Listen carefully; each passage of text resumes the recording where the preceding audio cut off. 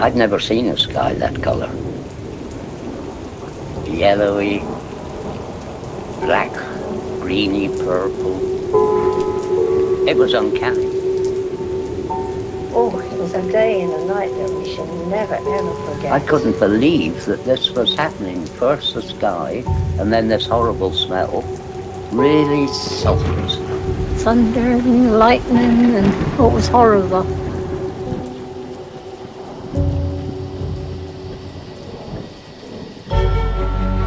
We're in very great danger from the pollution that's coming down over us.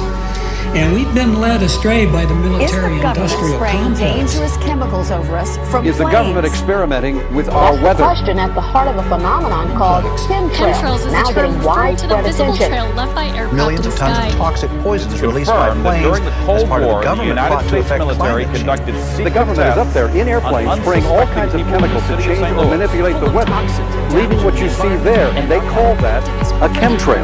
Geoengineering. They say it puts poison in the soil. Tests show high levels of these chemicals in our rain and soil. using planes to spray chemicals into the atmosphere Heavy to metals manipulate or reflect the control. sun's rays. And that's why health department records show a sharp increase in barium and aluminum in California's water supply. We shall propose further cooperative efforts between all the nations in weather prediction and eventually in weather control.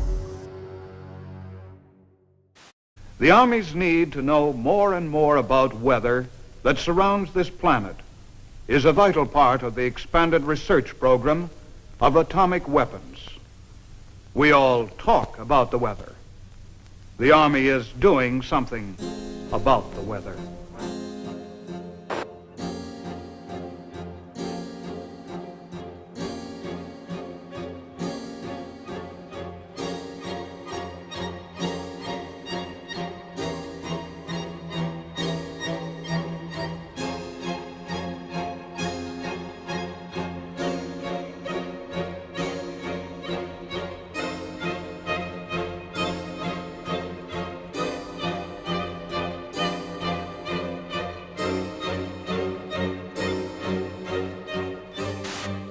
I would like to take you into the laboratory and show you a few of the experiments that led us to our outdoor experiments in converting clouds into snow. Using a home freezing unit such as this, we can form supercool clouds just like those in the natural atmosphere by taking a tiny piece of dry ice such as this and scratching it so a few tiny fragments fall into the supercool cloud. Long streaks develop. The particles grow very fast. They grow about 1 billion-fold in volume in a few seconds. Many millions of snow crystals form, and we get the same effect as is produced by dry ice. Dry ice is not particularly important as far as the fact that it's CO2. It is primarily important because it's colder than minus 35 degrees centigrade. This is a picture of the first cloud that we seeded back last November. Flying in a small Fairchild plane, and putting dry ice from a small dispenser in the bottom of the plane, and within minutes saw long streamers of snow falling from the base of the cloud and evaporating into the drier air below. Under many conditions, of course, full-fledged snowstorms will be produced in this way. Nature at last has permitted to do a little something about the weather. Using Schaefer-Langmuir techniques, the Army Signal Corps and Office of Naval Research began conducting many of these experiments. In 1947, Project Cirrus expanded to test cloud seeding on a hurricane traveling eastbound 350 miles off the coast of Jacksonville, Florida. They dropped 80 pounds of dry ice into the raging storm, only to realize that the hurricane suddenly changed direction and began traveling back towards the United States. Savannah, Georgia, was hit by record-breaking winds of up to 85 miles per hour. More than 1,500 people were left homeless, and at least 2 people died. The total damage was reported in the millions of dollars, and the project and its participants were blamed for what happened. On the night of the 15th of August 1952, the worst flood in British history swept through the tiny seaside village of Lynmouth. 90 million tons of water devastated the area, killing 35 people and leaving over 400 homeless. 40,000 tons of boulders were dragged off the moors, destroying houses and cars. Reporters spoke to squadron leader Len Otley. He confirmed that he worked on Project or Operation Cumulus, which was also referred to as Operation Witch Doctor. What's more, in mid-August 1952, Alan Yates, a lecturer at Cranfield School of Aeronautics at the time, was asked to take part in cloud seeding experiments. According to Yates, the artificial rain fell over Lynmouth and washed the village into the sea. Newly declassified documents prove that Project Cumulus was indeed going on the day of the flood that year. Project Skyfire, a U.S. forestry research operation concerned with the study of lightning in all of its manifestations. Project Skyfire is aimed at lightning fires in western Florida. In detail, the manner in which your work involves you in the dispersion of clouds, which happen to have some effect on, or rather bring about thunderstorms or what have you. Could you tell our audience something about that type of work?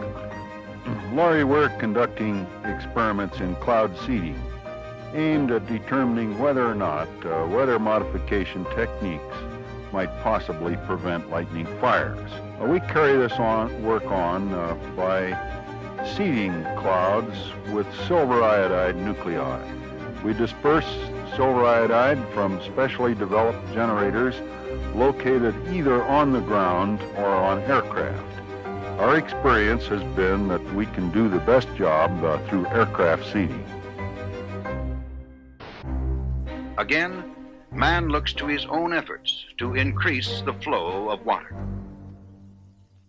Since the 1946 experiments of Dr. Vincent Schaefer, we have known that some clouds can be modified through seeding to yield additional precipitation.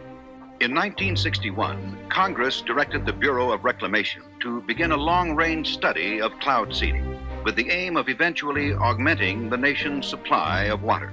The program, called Project Skywater, continues at many sites throughout the United States. Eventually, if the research program proves successful, the methods learned will become part of our nation's integrated water resources program. In 1962, during the Vietnam War, American forces responded with Operation Ranch Hand. Over the next 9 years, spraying an area about the size of Massachusetts with defoliants, the most notorious being Agent Orange. Large swaths of Vietnam were left barren. Enough food to feed 600,000 people for a year has been destroyed. Despite this sudden devastation, U.S. officials said the spraying created no lasting harm. Milton Ross, a Special Forces advisor near Pleiku, has a son born without the tips of his fingers. North Vietnam charged today that defoliants have produced many instances of miscarriages, congenital defects, and monstrosities among children. The Vietnamese government insisted the cause was Agent Orange. Although that war was long ago, there is lingering anger about the United States' use of a controversial defoliant spread by American aircraft on the jungles there.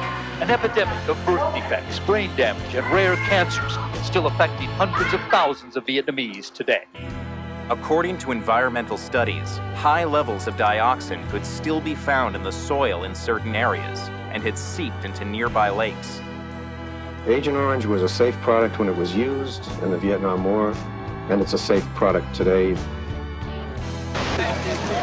I got something to say. I want to know how come the fascist pigs have been seeding the clouds. Right. For the last hour and a half, airplanes going over twice with all the smoke coming out of them seeding the clouds. And I want to know, why that stuff is going down, man. And why doesn't the media report that stuff to the people, man?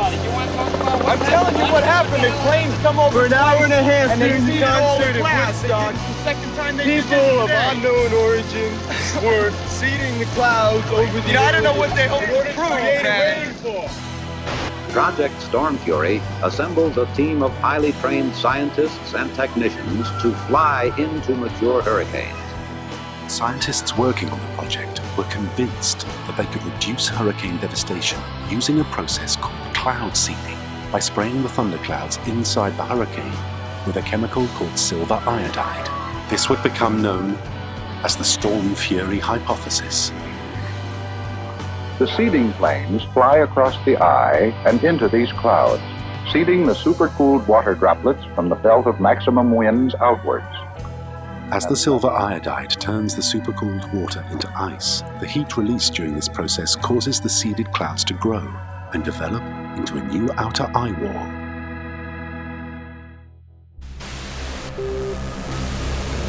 At that time, the United States Army were in Vietnam.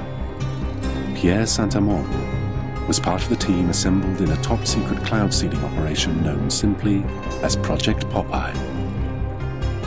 In May 1967, as monsoon clouds developed over the Ho Chi Minh Trail, Armand and his team put their new weapon to the test.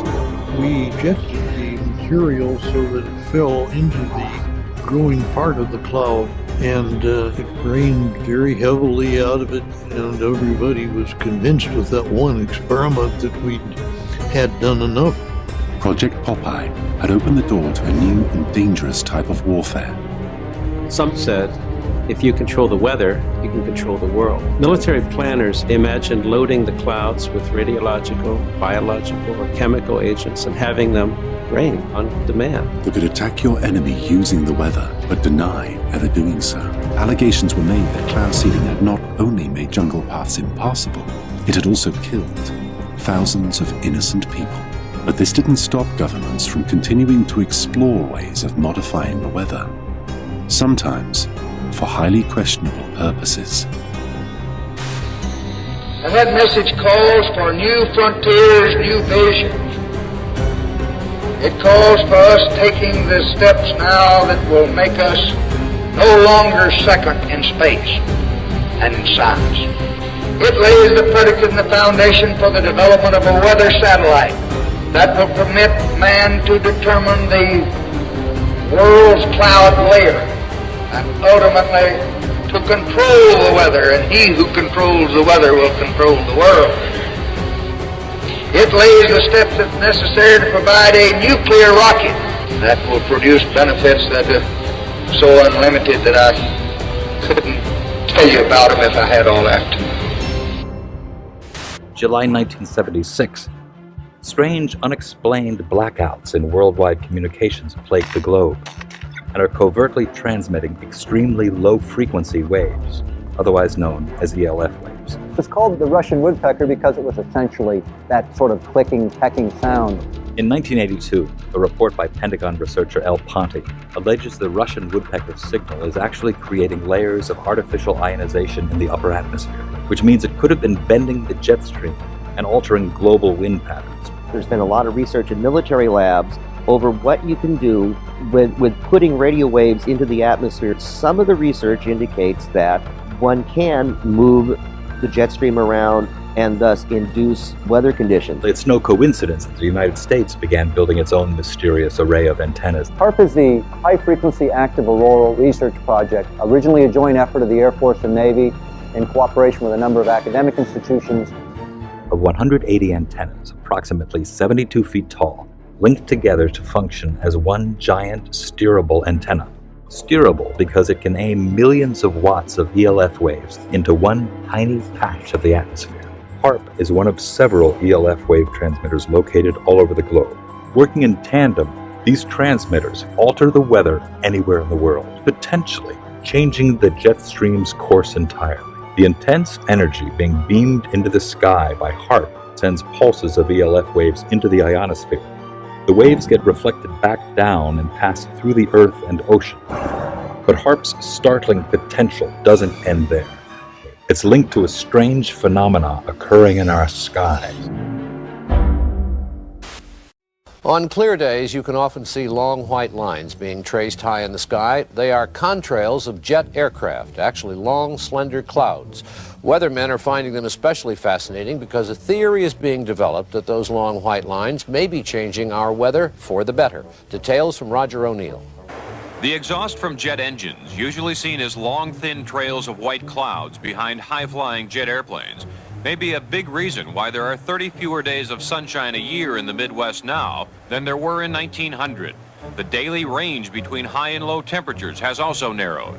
In the absence of natural clouds, Given the correct atmospheric conditions, jet aircraft in high frequency can almost completely cover the atmosphere with clouds. No one is trying to make clouds now using jet engines, but this study suggests that jet travel is inadvertently making our days more cloudy. And someday, weather researchers may be able to use jets on purpose to change our weather. Roger O'Neill, NBC News, Champaign, Illinois. And finally, a federal report today predicted possible catastrophic warming of the Earth by the 1990s with the strong climate change.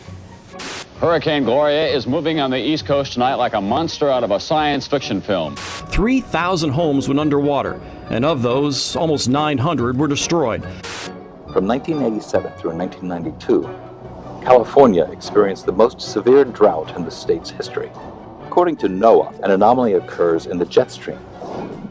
The winds appear to change direction, blowing east to west instead of west to east, indicating the jet stream coming into the west is suddenly much weaker than normal, causing a drought. By 1995, the jet stream returns to normal.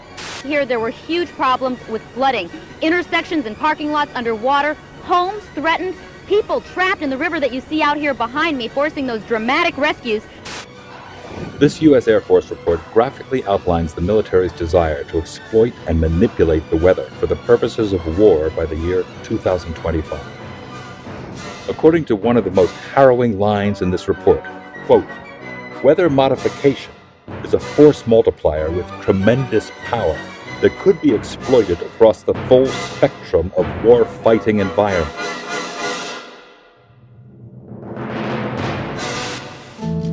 Man-made global warming is no longer just a theory about climate.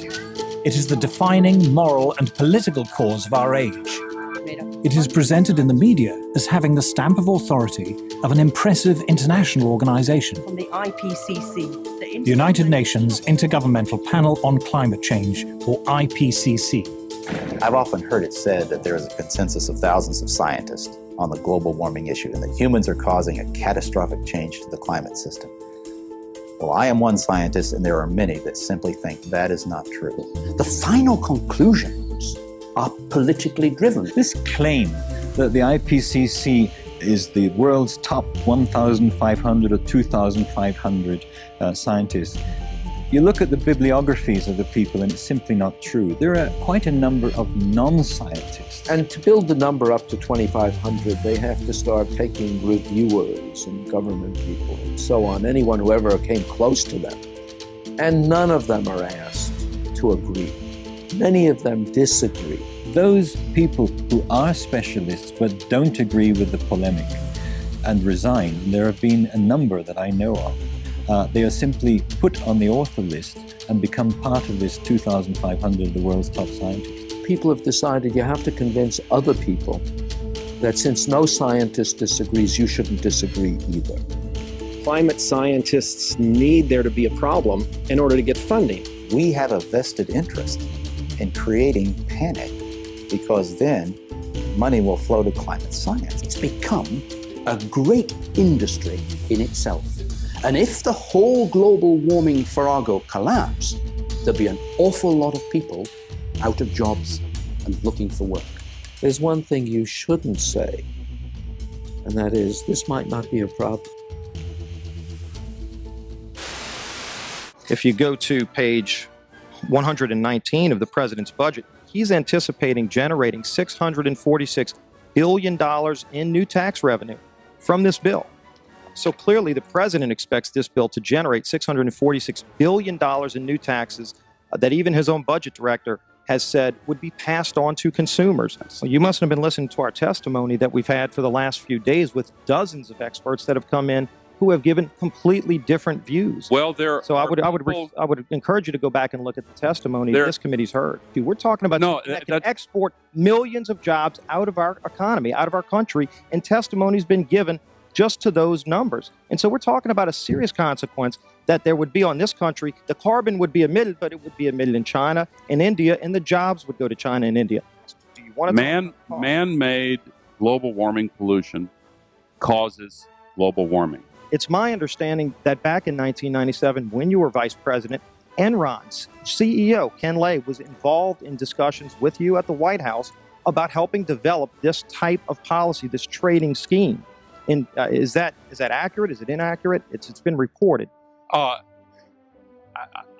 don't know, but I met with Ken Lay, as lots of people did, before anybody knew that he was a right. crook. And clearly, you can see why so many of us are concerned about turning over this country's energy I didn't know him well enough economy. to call him Kenny Boy. You knew him well enough to help devise this trading scheme, and obviously we know what Enron and these big guys on Wall Street like Goldman Sachs, and I know you've got interest with Goldman Sachs. No. These people, well, that's been reported. Is that not accurate? No, I wish I did. I'm saying that there are going to be big winners and big losers in this bill. And I think that should be noted, that companies like Enron helped come up with this trading scheme that would Enron.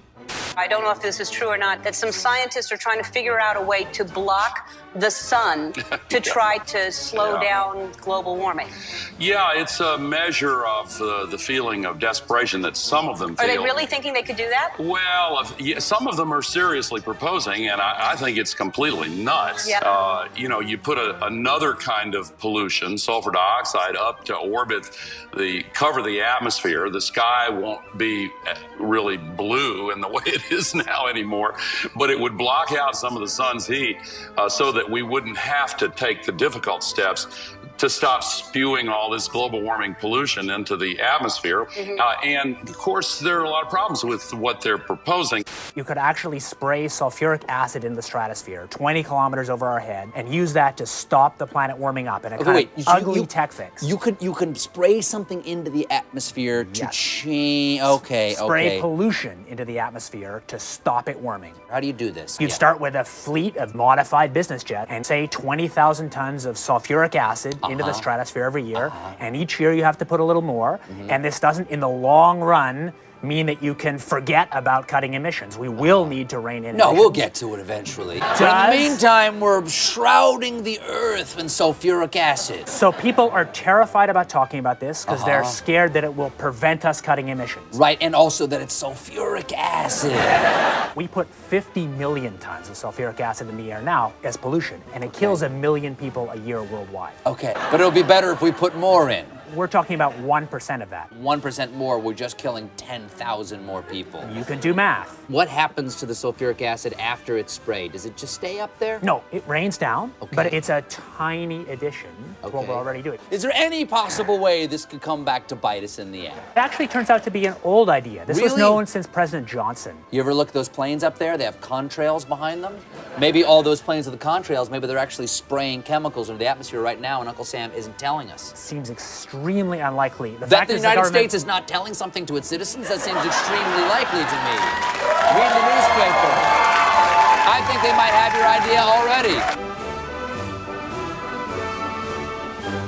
This geoengineering idea in its simplest form is basically the following.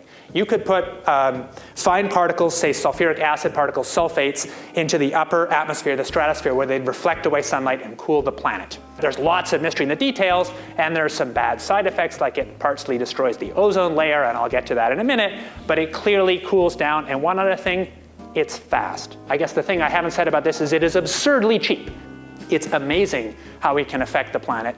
The one thing about this is it gives us extraordinary leverage. This improved science and engineering will, whether we like it or not, give us more and more leverage to affect the planet, to control the planet, to give us weather and climate control, not because we plan it, not because we want it, just because science delivers it to us bit by bit. What is geoengineering? It's really two very different things. One is ways that we would alter the amount of sunlight the Earth absorbs, and so cool the planet, partly offsetting the effects of carbon in the atmosphere, and that's called solar radiation management, or in some technocratic way, SRM. And the other one is to take carbon out of the atmosphere, so-called carbon dioxide removal. Before we get on to solar radiation management, let me ask you about the carbon dioxide removal. A Royal Society report here in the United Kingdom back in 2009 said that no method of carbon dioxide removal has yet been demonstrated to be effective at an affordable cost with acceptable environmental impacts.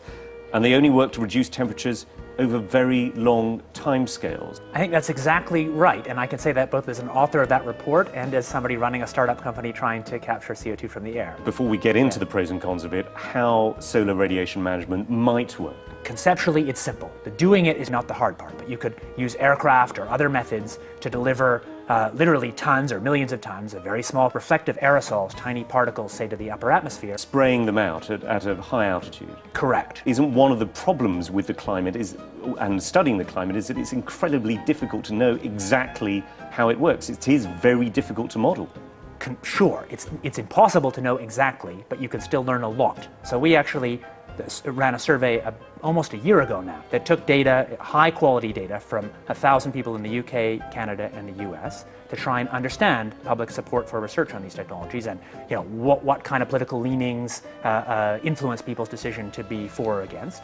And in fact, we found pretty broad support for research. But that particular opinion survey that you're talking about, it also came up with the finding that 64% of subjects agree that humans should not be manipulating nature in the way suggested by solar radiation management. Exactly. Well, that would suggest that there isn't particularly broad support at the moment for the theory behind this. There's not broad support for doing it, and I think that's quite a healthy thing. I mean, I'm one of the people who, maybe starting 20 years ago, most helped to open the door to get public conversation going on this thing. How do you think, in that case, the public can be convinced, given that there is, as we saw with this project in Britain, tremendous skepticism even about research at what you say is a very, very benign level? Public opinion will evolve over a long time, and from my point of view, the goal is to try and make that public opinion be able to be shaped by facts as well as possible, and also shaped by people's values. It's not to promote this. So actually, well, it is in part to promote this. I mean, you're a great enthusiast for this, and as you said, you have your own private company, which is... my private company works on a very different part of it, which doesn't suffer from these governance challenges. But it is all to do with the issue of geoengineering. I mean, you know, it's an incredibly sensitive topic. I actually don't think my job is promoted. My job is to help clear thinking and clear knowledge about the tools we have to regulate climate risk, among them this one. And I'm perfectly prepared to find that results show that we should never do this. So if it works, and again, we don't know it does, it provides some protection in the near term. Isn't there a problem, though, that you could end up with different effects in different parts of the world? I mean, you could, for example, find that although you're reducing the amount of sunlight and the amount, therefore, that the Earth is warming up, rainfall is affected in different ways in different parts of the world. Absolutely. Essentially, the scientists and technocrats, including myself, I guess, are helping to invent a thermostat knob. But it's much easier to invent the knob than to figure out who should be in charge of it in a world with many states. No, indeed, and I want to come on to the governance, but I want to ask specifically about the science of this, which is how far can you tell whether the effects of solar radiation management are then going to cause perhaps a catastrophic loss of rainfall in a certain part of the world? At the moment, it seems to be hazy, this. I think it's not as hazy as that. So using exactly the same climate models as we've used to estimate the problems with CO2 in the atmosphere, the underlying climate problem, we've applied those same models and same techniques to look at this. And the results so far, I have to say, look pretty good. That's why we're paying any attention to it. Richard Branson himself, who owns the Virgin Airline Group, was quoted back in 2009 in the New York Times saying, if we could come up with a geoengineering answer to this problem, we could carry on flying our planes and driving our cars. Is going to cost a lot of money. And yet I mean, let's be clear here, you and your company are after Branson's money. The cheapest thing to do is to use the atmosphere as a waste dump. And if we want to stop doing that, we must have laws that restrict the ability to use the atmosphere as a waste dump. My question is, are you not concerned that you and your company, Carbon Engineering, is looking for money from people like Richard Branson? It's funded, I think, in part by Murray Edwards, who is a key figure in tar sands, which is seen as one of the dirtiest fuels on the planet. It is. Are you not slightly concerned about the people who you're getting into bed with? I'm happy to take money from serious folks who have a broad set of interests. No problem. First of all, I should say, for work on SRM, on these very high leverage technologies that have security concerns, I believe there should be no private action, there should be no for-profit action. I believe it would make sense for SRM to actually restrict or eliminate the possibility of patenting. Isn't your company involved in several patents at the moment? This is the difference. So for capturing CO2 from the air, that's an encapsulated small technology, which can be regulated by the normal laws. It's inherently expensive, so there's no risk of sucking all the CO2 out of the air because it costs so much.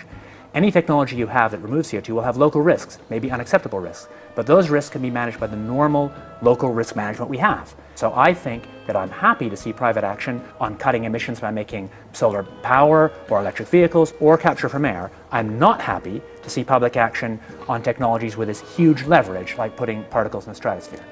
I'll tell you a little bit about some new work we've been doing, thinking about how you actually might put aerosols in the stratosphere. The novel method we've been thinking about, or it's not novel at all, it's actually exactly what happens from aircraft contrails, is that we put a condensable, a few megatons a year of sulfur would be enough to produce sort of 4 watts per square meter radiative forcing directly out of the back of an aircraft. There's a huge literature in the nanofabrication world about making fine particles from low vapor pressure gas, and there's nothing very hard in terms of aircraft engineering. If you go to aircraft engineers, and we've done this, they say that would be easy, we could do this if you want us to. We've mostly thought about sulfur, and there's a lot of good reasons to think about sulfur, because sulfur's what nature does, at least in this version of the model, is if you put sulfur in continuously, you actually get a remarkably ineffective result. Nevertheless, there might be some good reasons to think about alumina. The big deal really is that alumina has 4 times the volumetric rate as sulfur, but roughly 16 times less the coagulation rate. So you could get away, we think, with much smaller mass flux. The little picture is from a nanofabrication study, which shows you can make high-quality alumina particles just by spraying aluminum vapor out, which oxidizes. So it certainly seems pretty cost-effective and easy to do this with aircraft that are not very different from conventional aircraft. High-class business jets like the Gulfstream have wing designs that are very efficient. So with slightly different engine choices, they can easily deliver large weights up to sort of 20 kilometers or a little higher. And you could do that by either building new versions of these aircraft or even re-engineering existing aircraft. We have engineering firms that can do it. So you go to an engineering firm and you want this done. They don't say this is hard or unusual. They say, okay, yes, we could do it. Once you realize you can make things by direct condensation from vapor, then all sorts of different compounds are possible. But it's much, much harder to actually figure out the environmental risks and effectiveness of these new methods than it is to cook them up. Aerosol geoengineering looks like it is so cheap that the cost is basically not going to be an issue. That means that implementation decisions will be risk-to-risk decisions. So the key factors are this is fast, it's cheap, and it's inherently imperfect. It cannot compensate for the amount of CO2 in the air. On a commercial basis, I do absolutely no proprietary commercial work on solar radiation management because I think such work would be wrong. Solar geoengineering refers to a set of technologies that could allow humanity to deliberately increase the planet's reflectivity, and so partially offsetting the temperature changes and other climate changes that come from the accumulation of carbon dioxide. Solar geoengineering can be very inexpensive. The cost might be something like $10 billion for the whole planet. That sounds like a lot of money each year, but in fact that's something like 1/10,000th of global GDP. This next story is so unbelievable, we didn't think it could possibly be true. But after receiving thousands of records and declassified reports from the Army, it's confirmed that during the Cold War, the United States military conducted secret tests on unsuspecting people in the city of St. Louis. Lisa Martino-Taylor's life work has been to uncover details of the Army's ultra-secret military experiments carried out in St. Louis and other cities during the 1950s and 60s. This study was secretive for a reason. They didn't have volunteers stepping up and saying, yeah, I'll breathe zinc cadmium sulfide with radioactive particles. These Army archive pictures show how the tests were done in Corpus Christi, Texas in the 1960s. In Texas, planes were used to drop the chemical, but in St. Louis, the Army placed chemical sprayers on buildings and station wagons. City officials were kept in the dark about the tests. The Cold War cover story was that the Army was testing smoke screens to protect cities from a Russian attack. Clearly, they went to great lengths to deceive people. By making hundreds of Freedom of Information Act requests, she uncovered once classified documents that confirmed the spraying of zinc cadmium sulfide. The greatest concentration of this compound was sprayed near the Pruitt-Igoe housing complex just south of downtown St. Louis. It was home to 10,000 low-income people, and an estimated 70% were under the age of 12. Martino-Taylor claims they all unknowingly inhaled this compound morning, noon, and night, so the government could measure its effects on their lungs. So this is in violation of all medical ethics, all international codes, and the military's own policy at that time. And Venezuelan leader Hugo Chavez has once again accused the United States of playing God. This time it's Haiti's disastrous earthquake that he thinks the U.S. was behind. Spanish newspaper ABC quotes Chavez as saying that the U.S. Navy launched a weapon capable of inducing a powerful earthquake off the shore of Haiti. He adds that this time it was only a drill, and the final target is destroying and taking over Iran. A wild accusation from Iranian President Mahmoud Ahmadinejad. He says Western countries are causing drought in certain parts of the world, including Iran. He says They're using high-tech equipment to drain raindrops from clouds. He basically says European countries are stealing rain from Iran for their own use. You know, they were talking about climate change yesterday, and now we're learning that scientists and researchers are looking at how to change the weather on purpose. That's right. Lasers now could one day manipulate rain and lightning. That's right. Well, as Mark Twain once famously said, everyone complains about the weather, but no one ever does anything about it. Well, instead of doing a rain dance, we physicists are firing trillion-watt lasers into the sky to actually precipitate rain clouds and actually bring down lightning bolts. When you have water vapor and you have dust particles or ice crystals, you can precipitate rain. It condenses around the seeds. These seeds can also be created by laser beams. By firing trillion-watt lasers, you rip apart the electrons, creating what are called ions, bringing down rain and even lightning. I remember reading the stories that China had used this during the Olympics, that the USSR had used this after Chernobyl to create rain clouds. I mean, did those really work then? We have some of these capabilities now? Inconclusive. Even in the 60s, the CIA used this to bring down monsoons during the Vietnam War. Governments have been playing with this thing. Alleged to. Alleged to, right. Yeah. Now, we realize that for decades now, these governments have been alleged to have experimented with weather control, but nothing conclusive. We're actually using trillion-watt lasers now. They precipitate rain out of water vapor. Sure enough, you can actually bring down electricity down the beam. The bad news is, if it's a clear blue sky, it's not going to do anything at all, because it only takes water vapor that's already in the air and condenses it. However, you name it, outdoor events and agriculture and flooding and even hurricanes, all of them could be subject to weather modification. Terrorists no longer the CIA's only priority. The U.S. intel agency now investing in weather?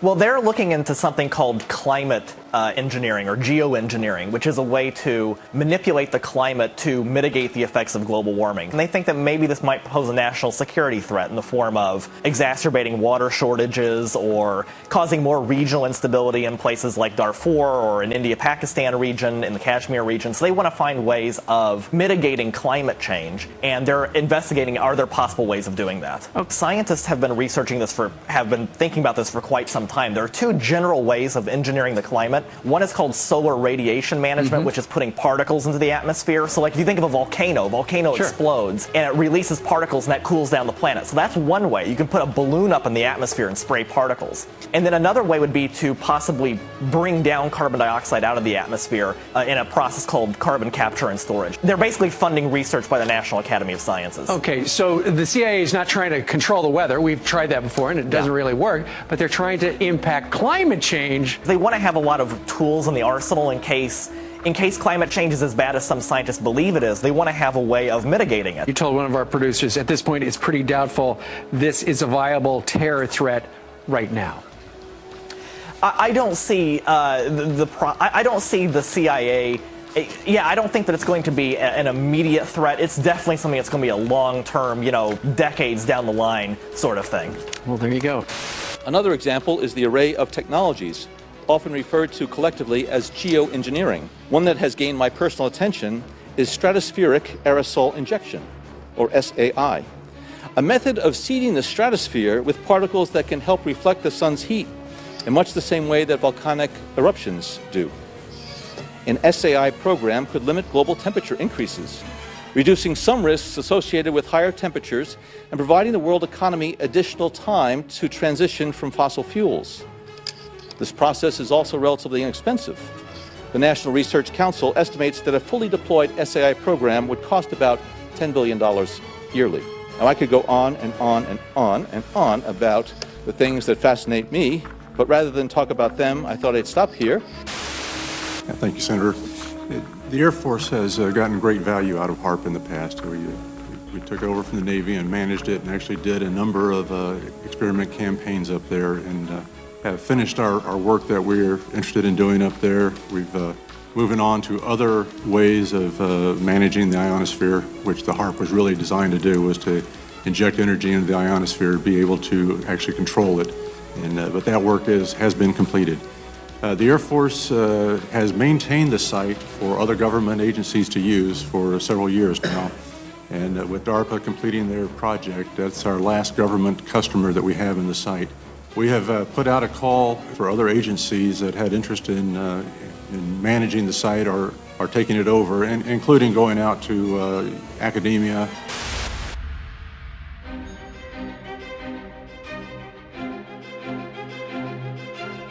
International corporations are modifying our weather all the time, and they're modifying it in ways that cover thousands and thousands of square miles. Programs are impacting microclimates needed for our crops to survive and needed for pollination. The other issue is that a lot of times we're talking about mitigation for climate change. It's rather an undefined term at this period of time. And so what happens is that many times we're talking about artificially putting chemicals like sulfur or particulates into the atmosphere in what they call geoengineering schemes to reduce, supposedly, global warming. And if you take and you put up into our skies chemicals to reduce the amount of sunlight reaching the earth, you are going to begin to reduce crop production. Without the process of photosynthesis, whereby plants from direct sunlight gain the energy to grow, to produce crops, we are going to find ourselves, if we mitigate in that direction, impacting the crop production not only here in the United States, but worldwide. What you're seeing now, a lot of times many scientists know, especially at NASA and in other areas, that the skies that we're seeing are not normal cloud formations. These are man-made. In California, the State Department of Health drinking water tests were examined between 1970 and this year, and we found unusual spiking in barium, aluminum, strontium, manganese, and all of these spiked at the same time in various drinking water supplies across the state of California and also in Arizona. So what's happening with these atmospheric tests is that aluminum, as one example, gets into the root systems of our trees, and it looks like the trees are dying of drought, but they're not. Many of our forests in Redding, California and other areas are dying from warmer temperatures produced by persistent jet contrails, also impacting tree health and crop health. They know from scientific studies back in the 1970s that they deplete beneficial ozone in the atmosphere by releasing nitric acid. The death dumps, otherwise known as chemical trails, are being dropped and sprayed throughout the United States, in England, Scotland, Ireland, Northern Europe, and I have personally seen them not only in the United States but in Mexico and Canada. Birds are dying around the world. Fish are dying by the hundreds of thousands around the world. This is genocide. This is poison. This is murder by the United Nations. This element within our society that's doing this must be stopped. I personally have observed the planes in Lincoln, Nebraska at the Air National Guard. They have no markings on them. They're huge, bomber-like airplanes with no markings. This is a crime. Crime against humanity, crime against America, crime against the citizens of this great country. What is wrong with Congress? This has an effect on their population and their people and their friends and their relatives and themselves. What's wrong with the pilots who are flying these airplanes? They're dumping this crap, this poison, on their own families. Somebody in Congress has to step forward and stop it now. Thank you. I'm Ted Gunderson. I conducted air sampling, I conducted soil sampling, and I was getting high levels of these contaminants. When I started asking the question again under a new commander, I never in my life thought I would have somebody look me in the face and tell me, "Is there something wrong with you? You've been looking really depressed lately. You know I can put you under a mental evaluation for up to 120 days. Who would take care of your daughter?" Because I was divorced at the time. As soon as I heard that, I knew. It validated everything I ever thought. And I thought, I've spent 9 years of my life trying to protect human health, and here we are, violating law after law after law. Just sitting here, instead of protecting the people, we are poisoning the people. And you ask yourself, if this is true and we are spraying the people, where are the pilots? Where are the people? I don't know if you pay attention, but look at Snowden. Look at Manning. People don't come forward because these supposed Whistleblower Act protections that you have, are not enforced, they're not supported, and they really don't exist. Geoengineering is occurring, it's been occurring, it is not new, and your tax dollars are funding this. So it is unethical every day for all the other people that are out there that work in preventive health, or even physicians that aren't speaking about this. They need to. The biggest hurdle that we have is disinformation sites. I never say them, but I'm going to today, so that you know if anyone ever gives these to you as a reference to debunk you, it's Metabunk and Contrail Science. Those are two websites that are ran by a government shill named Mick West. He is a computer gaming programmer who tries to tell you about persistent contrails. So somebody who isn't even credentialed in chemistry or physics or ecology, none of that, is trying to tell you that you're crazy. You have to understand that I have met people who used to be purposeful disinformation trolls, as we call them. These people are paid to get you on board to believe a website or an article. So I just want everyone to know and understand that of all things, of all the freedoms that we are losing, geoengineering is the #1 issue that we are facing. Because you can have guns and money and you can have everything. If you don't have food and water and you are dying of respiratory or neurological illnesses, what does it matter? So you've heard about vaccines and you'll hear, about smart meters and you'll hear about other issues. These are all systemic effects. We are getting overexposed to toxins. People will tell you fluoride's in the water, but it's not a lot.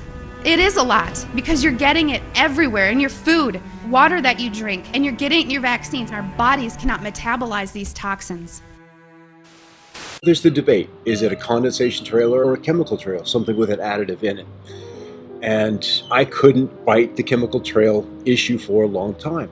Give me a reason, give me a motive. And so I started time-lapsing the sky. And there was this one day where I saw a series of planes go by, but one trail persisted and the others didn't. And as that trail slowly faded away, 2 other planes came along. One hit the exact end of it, and another went through the middle. How could these planes be aware of, or better yet, even be remotely concerned with what's going on with the debris from another plane? And as I time-lapsed the sky more and more and more, and at higher and higher resolution as the technology improved, it was a godsend, because you could see even the little planes were part of the bigger program. So they had to be at a precise place at an exact time to reveal a disturbance in a trail that may have only been in the sky 10 seconds. It went beyond correlation. And we're dealing with a massive, massive ballet in the sky. Yeah. We've got a program that is loose on the planet and is this guise of climate change, but it is this program we're seeing at work. As I became more aware of technologies, I looked at these clouds, at these patterns with different eyes, with a different understanding. And what I've learned is that these chemtrails help the technology align these patterns, align these vibrational structures which direct our weather today. When I found out about this first, I couldn't believe that I had never seen it before, because I'm from County Wexford, which is known as the sunny southeast in Ireland, and we have always boasted the highest sunshine hours in the country, and we are also underneath one of the busiest air corridors in the world. When I started to find out about chemtrails, I started to look up and I realized that, yeah, these trails do linger all day, and they go horizon to horizon, and you look to your old photographs and you don't see these kind of trails. So I suppose when the penny dropped was when I saw what in the world are they spraying.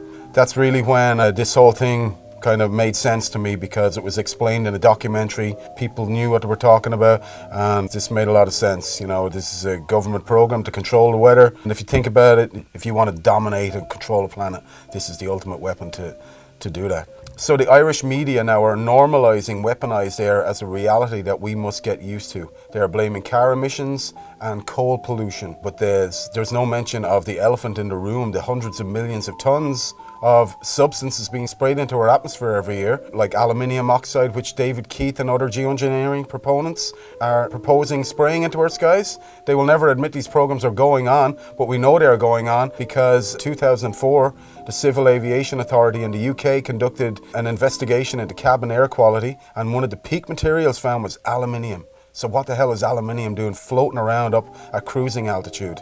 So now Monsanto miraculously have an aluminium-resistant seed that can grow in aluminium-contaminated soil. Why would they have such a thing unless they knew of a problem that was down the line or already happening? Last year in 2015, a study came out of Keele University in the UK, and bees were found to have had massive high quantities of aluminium in their brains. This is a big problem. We need bees to keep the food chain sustained and to keep it alive. And now Monsanto have recently bought a bee research company called Biologics in 2012, and they have genetically modified a bee that can only pollinate Monsanto crops.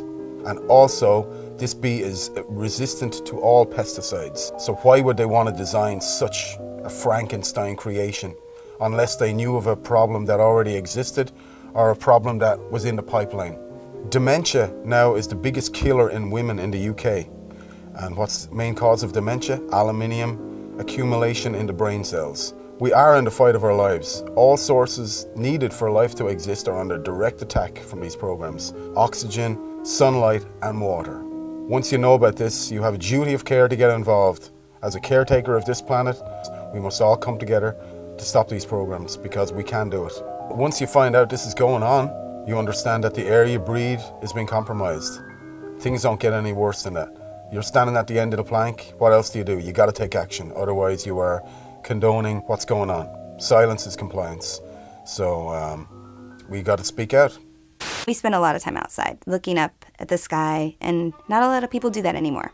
March 14th, 2014, in Eureka, California, I was driving the vehicle with my 2 kids, and we were watching this chemtrail for about maybe like 5 minutes it had been going. And I noticed that there was this large flash that lit up the entire sky, similar to what lightning would do. So we're driving towards the sunset, and the drone was coming this way, and it came over, and about there, that's when we saw the light, and then it went straight down from that angle. The difference that I'm finding when I see a drone spraying compared to an airplane spraying is when the drone sprays, it seems that it's more of an upward angle from the ground to the sky, as if it was launched from right below where it was. And with the plane sprayers, it seems like they go from one side of the horizon to the other side. The reason that the people probably stand on the sidelines is because, you know, they don't really want to stand out. And I don't mind standing out. That's part of my personality since forever. So, you know, everybody's in their car looking down, watching the news. I'm outside, looking up. I've become aware, and it seems to me like more people need to be aware or should want to be aware. My name's Jack Falsrock, and I'm Madra Maui. I grew up on the east side of Mount Shasta. We went out and hunted and gathered all of our food all the time. That's when I first started noticing that something was wrong with the earth. Then I started seeing things in the sky that was not supposed to be there. And then I seen that what caused those things was the planes that was flying over, and they were polluting the sky. And I was wondering why don't they care about the sky? What I noticed, you know, is this really strange weather. You know, it really disrupts everything. You know, I noticed that too. You know, how when it gets cold sometimes. And then it gets hot, and then it gets cold, and it gets hot. You know, it disrupts this environment here, you know. I mean, anybody that understands when they grow things, you know, they know that the weather can't change like that. You don't have to be a scientist to understand that. And when you disrupt that, when you keep putting these clouds in between the earth and the moon, you're going to disrupt the whole world. You're going to disrupt man, you're going to disrupt all these animals. That's why it's not good to change the weather. The weather's how it's supposed to be. It's like what they're spraying over there with the mosquitoes. They say those things so they can scare people, so they can continue doing that. And that's all they do is scare these people, so they can, oh, we gotta do this, we gotta do this. And there's nothing to be afraid of in here. Everything was created beautiful. Are you not happy? You know, go some other earth. Go over there. You know, get on your plane and go somewhere else. You know? They stop spraying the chemicals. We can heal. We will heal ourselves just like the earth will heal. If they stop the chemicals before it's too late. And people really begin to understand, you know, really, really understand. I know that people accept the sky the way it is now because they're so used to it. And it's really sad. We should stop using all the chemicals that we use. And trying to control the things that we shouldn't even control. Quit using the chemicals. Quit using the chemicals in the sky. You're going to wake up one morning and you can't breathe, then what are you going to do? We have freedom of information in both British Columbia and Canada. So I first inquired from the province because I was relatively close to the people there, so I thought I could probably find out more from it than I might from Canada. However, I did get a quick response from the province saying basically they knew nothing about it and they couldn't help me. It took a long time for me to get a response from the federal government. I requested the information through the Freedom of Information legislation in about 2013, I think it was. And it was 2014 in March when I finally got a response. I got 47 pages, of which 10 were blanked out completely, and 6 or 8 had comments, this information cannot be provided for you under section whatever of the Freedom of Information Act. So I didn't get all the information. There's a lot out there that they haven't told us.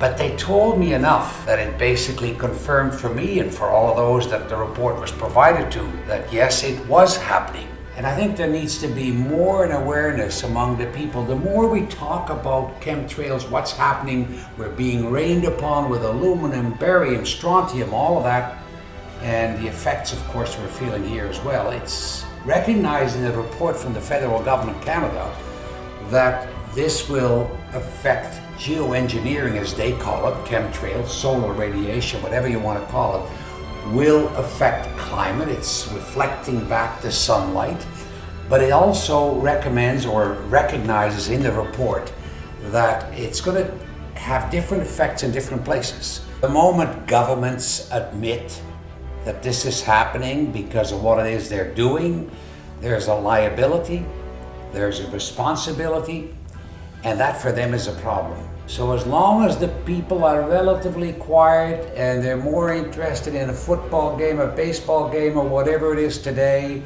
as I said earlier, create an awareness. And I point to the sky every time I see the chemtrails, and whomever with me will know that those are chemtrails.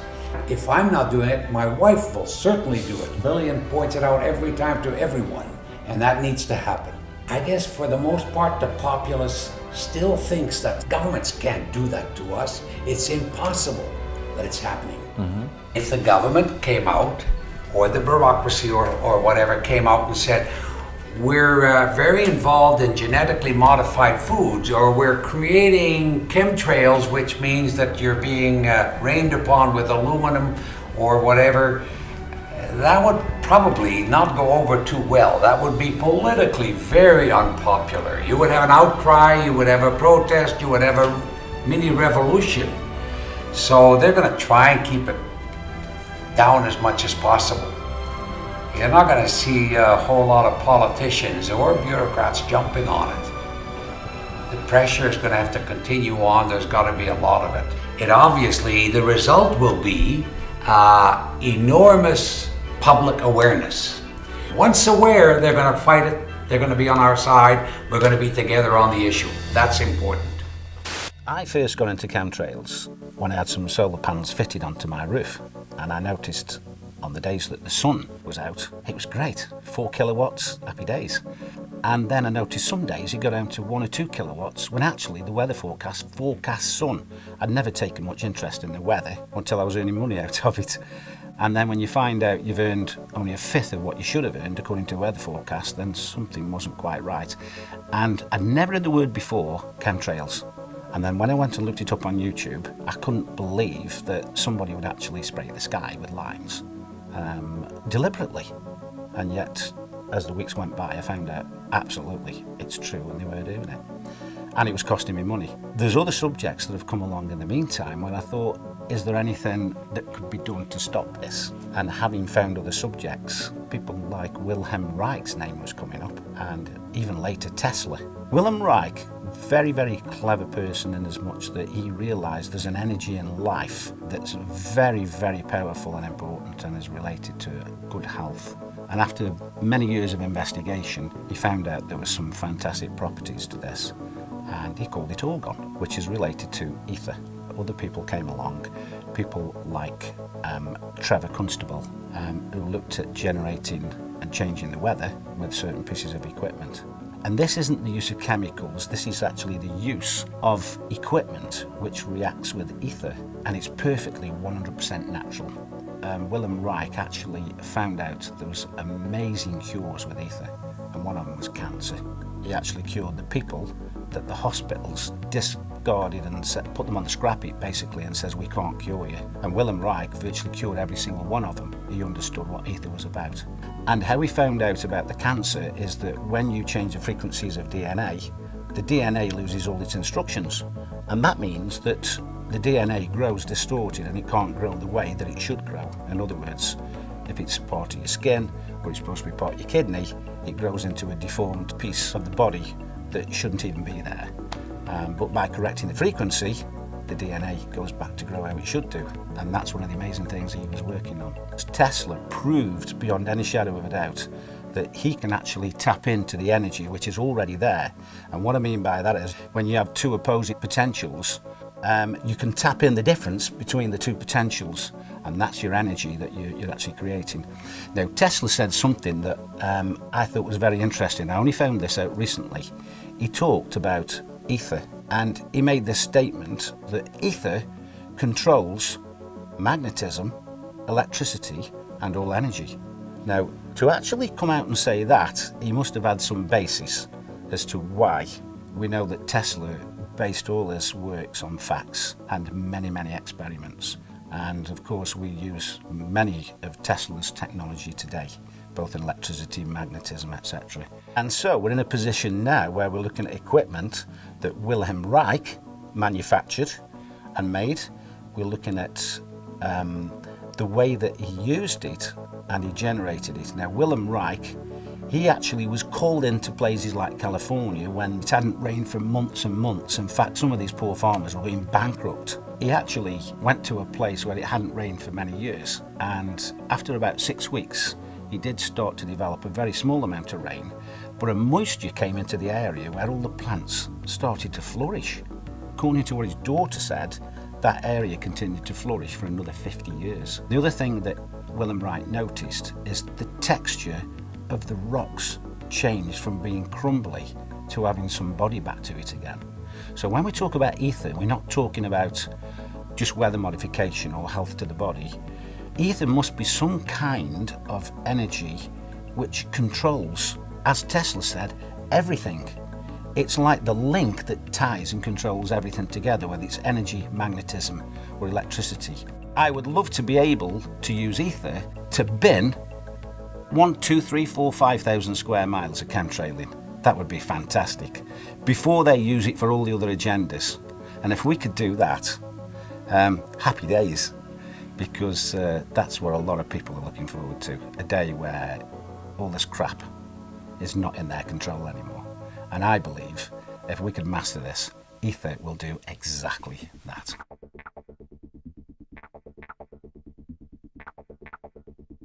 Tonight we're going to talk about this. We're going to talk about the sickness behavior. We're going to talk about why people are having these problems. We're going to talk about how the trails are affecting us, because they are now. There's no doubt. Even the EPA said so. They just made mention of it about, a couple months ago, actually, last summer. They admitted it. The EPA said it's affecting you. 888-673-3700. That's 888-673-3700. I'm Clay Lewis. You're listening to Ground Zero, and we'll be back. In the United Kingdom, they just published their mortality statistics for 2016. And you'd expect, okay, what's top 3? Cancer, heart attack, stroke. Always has been. Number 1, dementia. Number 1. Which of course includes Alzheimer's, which is caused by aluminum. They found carbon nanotubes in Parisian lungs. In Turin, half of the children had severe DNA damage from nanoparticulates. And there's a study that came out recently showing how nanoparticles interfere with the nuts and bolts of the internal workings of your cells and cause rheumatoid arthritis, which is just one of the very many autoimmune diseases we're all coming down with. We don't need any more evidence. We need to get this out into the public consciousness and say, oh, hell no. I wanted to let you know that there was a study that was released back in the summer of 2016, the Environmental Protection Agency. They declared that emissions from jet engines endanger the health of human beings and the environment. They pointed out they were investigating the possibility that lingering contrails, this is what they called them, lingering contrails contribute to dangerous heat waves, more powerful storms, lengthening of fire seasons, and other dangerous consequences. Well, there's a new study about air pollution that's revealing that, once again, the particulate, the aluminum and barium that we talk about in the trails, is creating dementia. For older women, breathing air that is heavily polluted by metals and other sources of fine particulates nearly doubles the likelihood of developing dementia, and the cognitive effects of air pollution are dramatically more pronounced in women who carry a genetic variant known as APOE, that's APOE-E4, which puts them at higher risk for developing Alzheimer's disease. There are so many things going on, and it's because these nanoparticles are disrupting the workings of our cells. Our bodies attack ourselves and it goes nuts. But just concentrating on what's being sprayed is only half the story. The electromagnetic aspect of this is devastating. The Russians were using the woodpecker program back in the 80s. They could change it right here. Yeah, because it's very long wavelength. It travels a very long distance. And it's such simple technology. Our body's resonant frequency is 5 hertz. All you have to do is just point that at someone and it's, if you pick someone up and shake them at 5 times a second, they'll fall apart. There's so much research on the cognitive, physiological, and other effects of electromagnetic radiation on our bodies and our minds. And, put a burrito in the microwave, it does something. You'll often find you just be going about along with your day and then suddenly bam, you're extremely tired, you just have to sleep. And you'll find a lot of people at the same time will have those things. You'll have people getting similar muscle spasms in different parts of the body all over the place. I mean, it's full spectrum warfare. I mean, the electromagnetic, the spraying, all these sort of things. In Scotland last year, between 2014 and 2015, the death rate from respiratory failure went up 14% in 1 year. That's statistically significant. I mean, why aren't they asking, why, is this massive jump? Italy's death rate overall went up 11%. This is carnage. So when you're looking at the spraying, it could be private contractors doing it, Sure. Weather modification, it could be a number of things that they're doing. Geoengineering, of course, Matt, he was the one that introduced me to the idea of geoengineering being used and doing the studies of geoengineering. That's what we talked about last time you were on the program. Well, you heard that now the bees are an endangered species. Exactly. I was reading about that the other day, that they now have made them an endangered species, and that's frightening. Because before we had what do they call that, hive... colony collapse disorder. Yeah, colony collapse disorder. They said the colony collapse disorder could be because of, Roundup, Monsanto, you name off all these things. But think about this. The bees are dying of the same type of problems that we're having, and that is dehydration, not getting enough water, not having enough water in our bodies, having diseases that are creating this sick behavior that we're having, and the bees get it too. Even people who have good night's sleep are not feeling it. They wake up tired, they wake up dragging, and so what else could it be but something environmental, something toxic that we're being exposed to? It's got to be above government because it's global. Right. They're doing it all over the world. Yeah. China, Russia, everywhere. And then that's the thing. If we don't know who, then we don't know all of the answers for them. And if they can't make a solid opinion. One of my biggest frustrations is the line, they wouldn't do that to us. I've heard that too. Why would they do that to us? Because they have families too. And I tell them, well, I have a genetic disorder that makes me prone to cancer. And why? Because they were testing nuclear weapons in the West Deserts of Nevada, St. George, Cedar City area in Utah. My family was subjected to that radiation, which caused some DNA problems, and it got passed down to me. And your son. Yeah, and my son. They did that because they felt that was more important than the lives of people. Spend a few bucks, get your rainwater analysis, you can get your hair analyzed, and I have footage of these sprayers, and they show up on flight radar. I don't know any airline that does not spray. They aren't told, oh, by the way, turn this switch when you get to a certain point. It's all done centrally. There's plenty of patents where the substance actually gets injected into the exhaust. I mean, there's a US Navy patent called the powder contrail. There's so much freaking evidence. It's insane. Technocracy, this crackpot idea dreamed up in the 1930s. They wanted to replace the economic system with an energy-based thing. But if you have a gold-based economy, you know how much a loaf of bread is worth and compared to the amount of gold there is. But with energy, you have to know how much energy is being stored, transferred, whatever, at all times. Hence, smart meters, smart every freaking thing, reject it. The official line on this whole thing is, oh, we're all gonna die from global warming and we might just have to spray sulfates into the sky to reduce global warming. David Keith, Ken Calderon, and Alan Roebuck are the three main guys who go out to do this stuff. They'll only talk about sulfates, but their own papers say, actually, sulfates don't work. They stick together, they fall out of the sky. Instead, you got to use nanoparticulate aluminum, barium, strontium, magnetite, and so on. And this character, David's research, according to US Code 50, section 1520A, I think, it's legal to spray chemical and biological warfare on a civilian population as long as you call it research. So it's banned as warfare, but you can do it in your own populations. So I think all the spraying is generally done by people's own militaries. What they're doing is they're establishing a geoengineering governance regime. It's a self-proclaimed regime. They asked for papers to identify things like, should we even involve the UN? Should we take into consideration human health impacts? What role will public perception and opinion play while we establish this solar geoengineering governance regime? Self-titled regime. So Patrick and I, we independently submitted papers. I hired a PhD. My paper delved into the human rights aspect, that we have the right to environmental decision-making participation.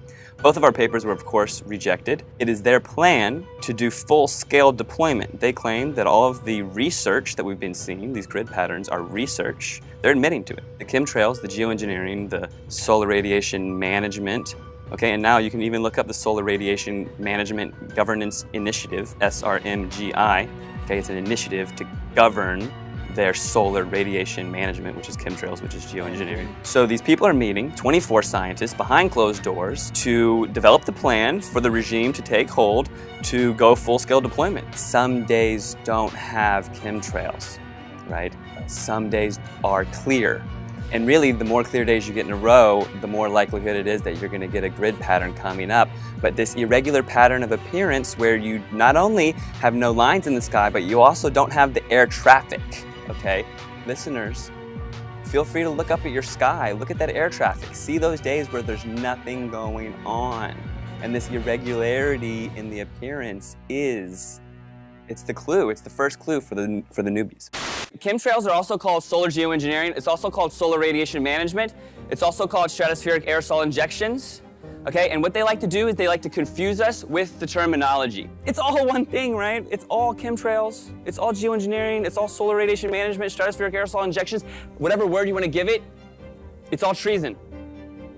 It's very, very obvious that chemtrail does not behave like an actual cloud formation.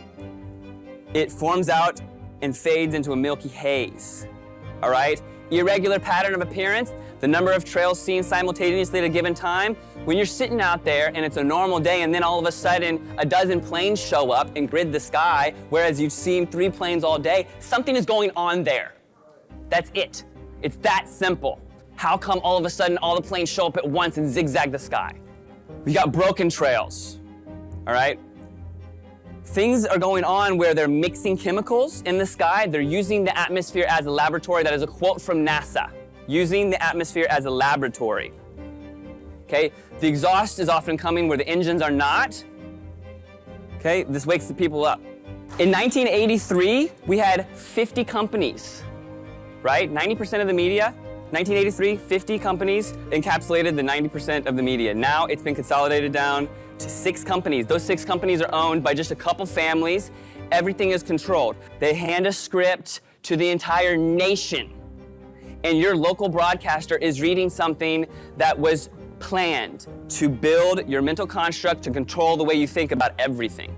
A child's happiness is priceless, especially on a birthday. A child's happiness is priceless, especially on a birthday. A child's happiness is priceless, especially on a birthday. A child's happiness is priceless, especially on a birthday. Well, a child's happiness is priceless, right? Especially on a birthday. A child's happiness is priceless, especially on a birthday. A child's happiness is priceless, especially on a birthday. A child's happiness is priceless, especially on a birthday. Civil society actors that, quote, manifest the will of the public. They call these astroturf because almost everything has been co-opted. They contemplated how they were going to convince us that we need solar geoengineering to block out the sun.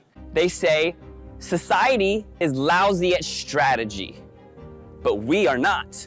A few suggested that to shift the conversation in productive ways, geoengineering will be characterized publicly as a terrible choice. We'll start the conversation by introducing them this problem, and we'll tell them that it's a horrible idea. Problem, reaction, solution. So here they come out immediately. Geoengineering, a horrible idea. Geoengineering climate fixes could harm billions. During this short time frame, Forbes magazine, Washington Post, chemtrails are not real, showing a picture of chemtrails. So if you're new to this, you're being educated by your trusted news sources, okay? And they're telling you there's nothing to see up there, don't worry. But wait in 6 months, they're gonna tell you they've got a cure for global warming, and it's identical to what they have proven to you does not exist. Geoengineers to spray sun-reflecting chemicals from a balloon. They think that we're so dumb that we see the lines coming out of the planes, we see these rare halos going around the sun, and then all they have to say in the newspaper is, well, we're gonna use balloons, don't worry. Geoengineering gets green light from federal scientists, 2017. March 25th, we've got new clouds for you, 12 of them. 12 new clouds? And how does this correspond to this entire agenda push? And the name for these vapor trails, Homo mutatus, which literally means man-made. The World Meteorological Organization has decided to add 11 new cloud classifications. That's to their international cloud atlas, and this is a big deal because it is the first time they've added anything in 30 years. Forget being on cloud 9, we are on cloud 12 because that's how many new types of clouds have been added to this historic update coming from meteorologists. I'm a little biased, right? Exciting stuff, guys. All right, so the new types include the Volatus or roll cloud, which has been designated as a whole new species. You can see it gets its name from this long horizontal tube-like shape. Next one up, we have the cavum, or the hole punch cloud. This big circular gap is sometimes caused by aircraft taking off and landing. Very easy to see, right? Makes sense there. And we also have the spiritus. These are gorgeous. It's actually my favorite. It's kind of looking like it waves while you're underwater. I mean, these are actually beautiful. I mean, check these out. And then finally, we also have the big surfer waves of the Fluctus cloud. So beautiful, right? There's just a sample of the new additions that we have. Meteorologists, sky watchers, daydreamers, we're all geeking out, guys. The meteorologists are all part of that same program. They're all getting handed a script and they're told to read it and they have no choice. And already it's time for governance, okay? This is something that they just shoved down our throats for the past few months, and they say they're gonna be doing it in the future, and they say don't worry that it's not real 6 months ago. Now they're already talking about how are they gonna govern it. They're pushing this agenda full speed ahead. They're already talking about how to govern something that we're still slowly waking up to, that they're gonna be doing it to us publicly. This very small group of globalists claim that they have the exclusive rights to saving us and that we don't get it and they do. This is all of our skies, this is all of our air, this is our children's future. Everybody is involved here, all right? There was a time when people got pissed and they did something about it and they made things change, okay?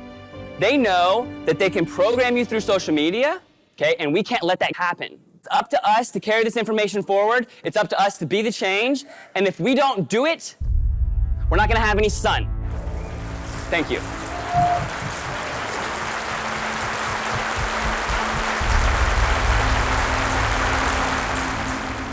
For in the final analysis, our most basic common link is that we all inhabit this small planet. We all breathe the same air. We all cherish our children's futures, and we are all mortal. Geoengineering, chemtrails, forced vaccinations, population control, weather modification, war games. We have not given consent.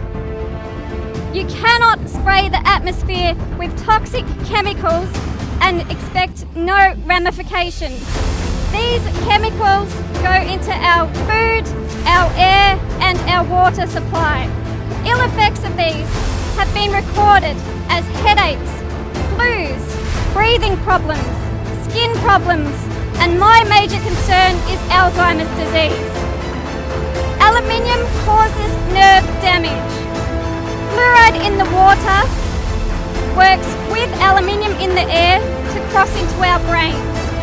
At this moment, about 24,700 young people around the age of 30 and above have Alzheimer's. In the next 10 years, 400,000 people in Australia will have dementia. It is now the third leading cause of death in Australia. About 10 years ago, I did a degree in environmental management. It's concerning to me that in that short time, we were brainwashed to believe in population control, that our Earth could not sustain itself if we didn't intervene. The Earth has enough resources for everyone. We need to change our thinking, but also change our actions. If you have never heard of these terms before, then please start looking at the sky and make your own decisions.